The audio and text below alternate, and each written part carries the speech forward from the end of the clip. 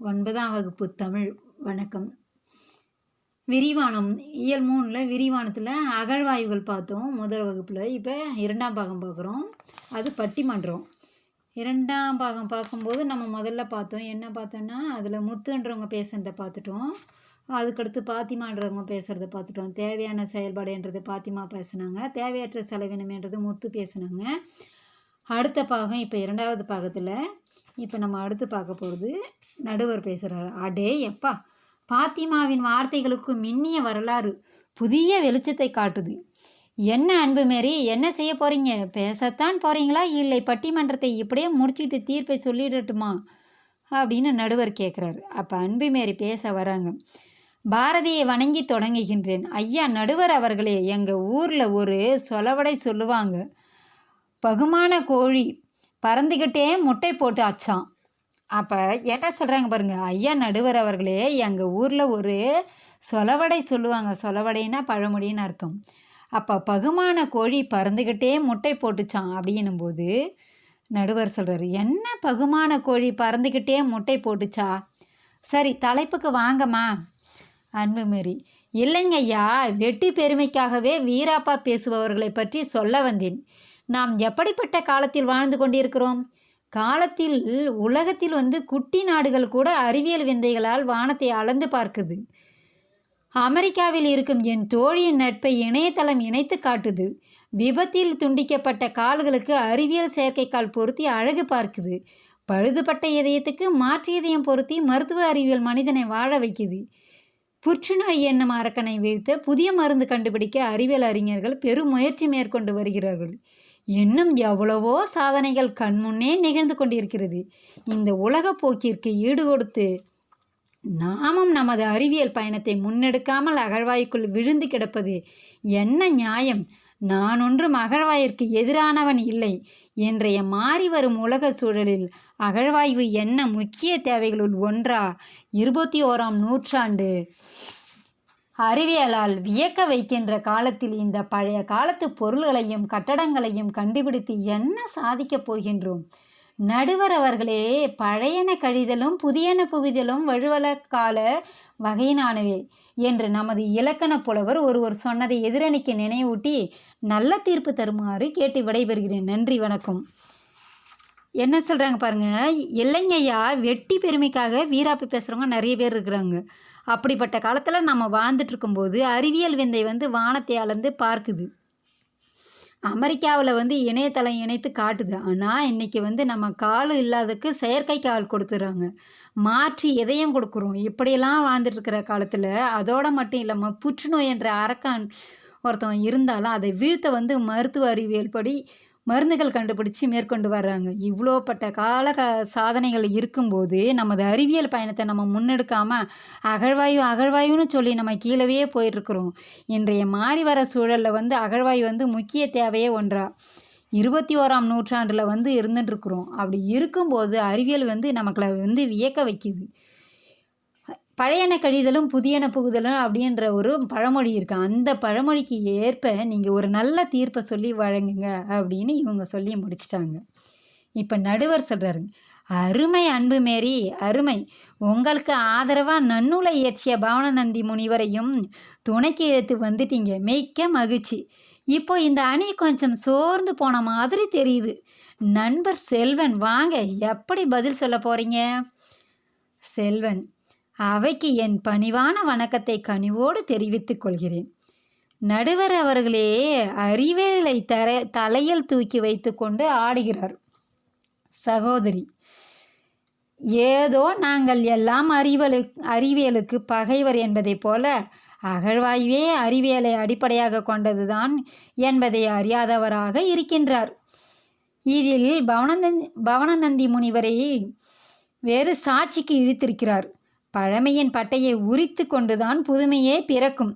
தனியாக புதுமைக்கென்று வேறோ விதையோ கிடையாது. நண்பர்களே, கடந்த காலத்தை ஆராய்ந்து அறிந்து கொண்டால்தான் நிகழ்காலத்தை செம்மைப்படுத்தி கொள்ளலாம். வருங்காலம் வளமாக அமைவதற்கு வலிமையான கட்டமைப்பு உருவாக்கலாம். நமது முன்னோர்கள் வாழ்ந்து பெற்ற பட்டறவையை வகைப்படுத்தி தொகுத்து பார்ப்பதற்கு தொல்லியல் ஆய்வே பெருங்கல்வியாக அமைது. வேடிக்கை என்னவென்றால் தமிழகத்தில் பண்டைய காலத்திலேயே நமது தமிழ் முன்னோர்கள் செம்மையான பண்பாட்டு கட்டமைப்போடு வாழ்த்திருக்கிறார்கள்.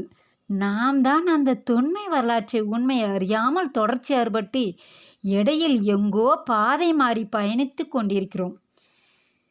இன்றைக்கு நாம் ஒரு புதிய நாகரிக சூழலை பழகி கொண்டிருக்கிறோம். அது என்னவென்றால், ஒரு பொருளை ஒரு முறை பயன்படுத்திவிட்டு தூக்கி எறி என்பதாகும். எழுதுகிற பேனா, குடிக்கிற தண்ணீர் புட்டி, பழுதுபட்ட மடிக்கணினி, செல்லிடப்பேசி போன்றவற்றை ஒரு முறை பயன்படுத்தி தூக்கி எறிகிற வழக்கத்தால் மின்சாதன குப்பைகள் மலையென குவிந்துவிட்டது. சுற்றுச்சூழல் சிதைந்து போய் புற்றுநோயாளிகள் பெருகும் அபாயம் வந்துவிட்டது. ஆனால் நமது முன்னோர்கள் கண்டுபிடித்து சுடுமண்ணிலும் உலோகத்திலும் செய்து பயன்படுத்திய பொருள்கள் பல தலைமுறைகளை கடந்து பயன்பாட்டில் இருந்திருக்கிறது. பழுதுபட்டால் சரி செய்து மீண்டும் பயன்படுத்துவோம். இது கடந்த நூற்றாண்டை வரை தொடர்ந்து எதிரணி கூறிய போலி அறிவியல் பண்பாட்டு சூழல் வளர்ந்த பின் தான் பயன்படுத்து தூக்கி எறி என்ற பழக்கம் பிறந்து வளர்ந்து அதன் தொடர்ச்சி எதுவரை வந்தது தெரியுமா? பெற்றெடுத்து வளர்த்த தாய் தந்தையரை கூட பயன்படுத்திவிட்டு முதியோர் இல்லத்தில் தூக்கி எறிகிற மூடத்தனம் உருவாகி இருக்கிறது. எனவே நடுவர் அவர்களே, அகழ்வாய்வு தரும் சான்றுகளின் மூலம் நமது வளமான வரலாற்றையும் பண்பாட்டையும் அறிந்து கொண்டு வலிமையான எதிர்காலத்தையும் உருவாக்க முடியும். நெடிய வரலாறு நமக்கு இருக்கிறது. எனவே அதனை உறுதியுடன் வலியுறுத்துகிறோம். நடுவர் அவர்களே, அகழ்வாய்வு என்பது தேவையற்ற செலவினம் அல்ல, தேவையான செயல்பாடு என்று திசைகள் தோறும் அறிவியல் குரல்கள் ஒலிக்க தொடங்கிவிட்டன. நல்ல தீர்ப்புகள் தாருங்கள். நன்றி, வணக்கம். என்ன சொல்கிறாங்க பாருங்க செல்வன்.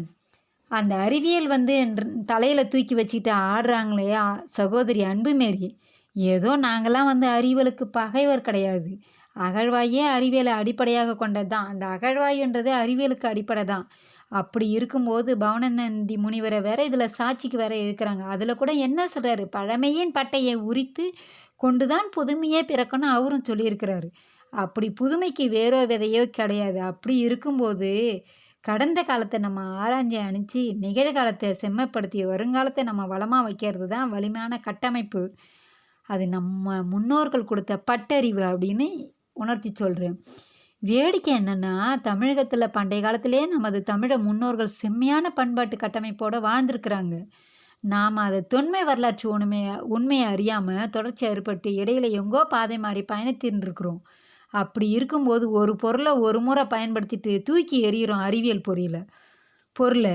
ஆனால் நாம் அந்த காலத்து அகழ்வாய் பொருளை, குடிக்கிற தண்ணீர் பழுதுபட்ட தண்ணீர் புட்டியிலேருந்து இப்போ பயன்படுத்துகிற மின்சாதன குப்பையெல்லாம் ஆக்கி தூக்கி போடுறோம். ஆனால் அந்த காலத்து பொருள்களை பார்த்தோம்னா கண்டுபிடித்து சுடுமண்ணிலும் உலோகத்திலும் செய்து பயன்படுத்திய பொருள்கள் பழசானாலும் அது ரிப்பேர் ஆனாலும் சரி பண்ணி நம்ம வாழ்ந்துட்டுருக்குறோம். இப்படிப்பட்ட காலத்தில் சரியான தீர்ப்பை கொடுக்குமாறு நடுவரை கேட்டுக்கிறேன் அப்படின்னு அவங்க சொல்கிறாங்க. செல்வன் சொல்லி கூறி முடிச்சிட்டோடனே நடுவர் தொடங்குறார். செல்வனின் ஆய்வு கண்ணோட்டம் அருமையானது. அரிய செய்திகளோடு 2 அணிகளும் வாதிட்டுள்ளன. 1863 ஆரம்பித்த அகழ்வாய்வு பணி இன்று வரையிலும் தொடரும்போது பல உண்மைகள் உரைக்க தொடங்கி இருக்கின்றன.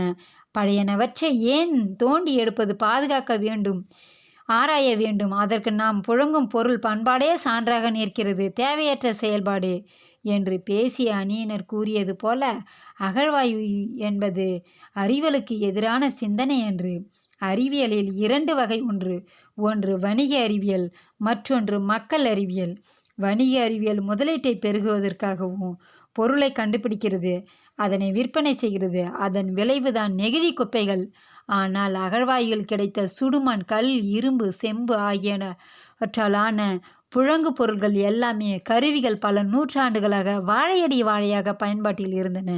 இயற்கையோடு இணைந்த பண்பாட்டு வாழ்க்கை நம்முடையது என்பதை அறிந்து கொண்டு இதுவே மக்கள் அறிவியல். மக்கள் அறிவியல் என்கிற மகத்தான சிந்தனையை புரிந்து கொள்வதற்கு நமது பண்பாட்டின் மேன்மைகளை இன்றைய தலைமுறை எடுத்துக்கொண்டு சிறப்பாக வாழ்வதற்கு அகழ்வாய்வு துணை நிற்கிறது. எனவே அகழ்வாய்வு என்பது அனைவரும் தெரிந்து கொள்ள வேண்டிய, புரிந்து கொள்ள வேண்டிய தேவையான செயல்பாடு. அகழ்வாய்வை தொடர்வோம், தொன்மை வரலாற்றை மீட்போம் என்ற எனது தீர்ப்பினை கூறி நல்வாய்ப்பை தந்த இலக்கிய மன்றத்திற்கு நன்றி பாராட்டி பட்டிமன்றத்தை நிறைவு செய்கிறேன். வாழிய செந்தமிழ், வாழ்க நற்றமிழ், வாழிய பாரத மணித்திருநாடு. நன்றி, வணக்கம்.